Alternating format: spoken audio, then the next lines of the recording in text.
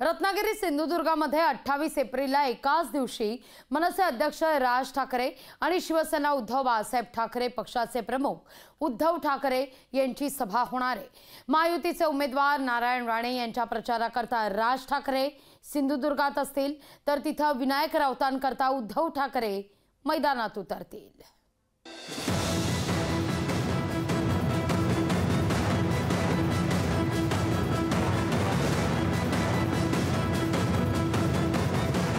कोकणात पारंपरिक विरोधक नारायण राणे विरोधात विनायक राऊत असा सामना रंगलेला असताना ठाकरे विरुद्ध ठाकरेंची जुगलबंदी पाहायला मिळणार आहे। महायुतीचे नारायण राणे यांच्या प्रचाराकरता मनसे अध्यक्ष राज ठाकरे यांची 28 एप्रिलला कोकणात सभा होणार आहे, तर त्याच दिवशी विनायक राऊत यांच्या प्रचाराकरता उद्धव ठाकरेंची सभा कोकणात होती।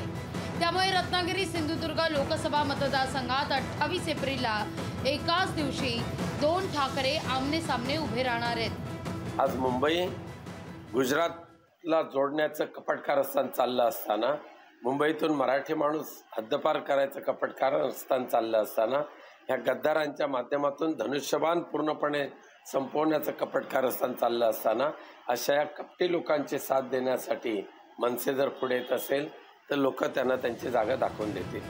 प्रचाराकरता रत्नागिरी सिंधुदुर्ग दौऱ्यावर येत असलेल्या उद्धव ठाकरे यांना आता भाजप उमेदवार नारायण राणे यांनी खुलं आव्हान दिलंय। उद्धव ठाकरे हे तेच सांगून आणि अभद्र अपशब्द वापर करतायत।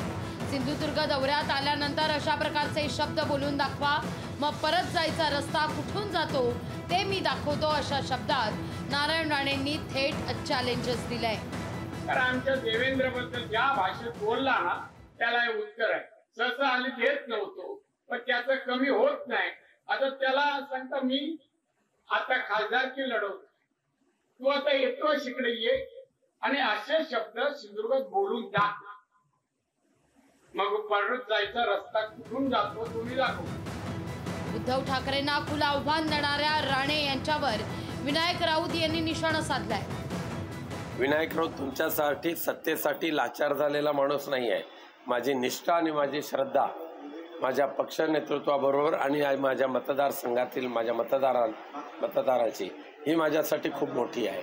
आणि मंत्रिमंडळ काय दिवे लावलेत, जे 35 वर्षात तुम्ही काय केलं नाही ते आता काय करणार आहात। राज ठाकरे आणि उद्धव ठाकरे यांच्या समेट होईल आणि या निवडणुकीत सेना मनसे एकत्र लढतील अशी सुरुवातीला चर्चा होती, पण राज ठाकरेंनी महायुतीला पाठिंबा द्यायचा ठरवल्यानं दोनही ठाकरे एकमेकांविरोधात उभे ठाकले आहेत। प्रचाराच्या निमित्तानं दोनही ठाकरे बंधूंची तोफ धडाडणार असल्यानं कोकणात लोकसभेच्या निमित्तानं राजकीय शिमगा रंगणार आहे या शंका नाही।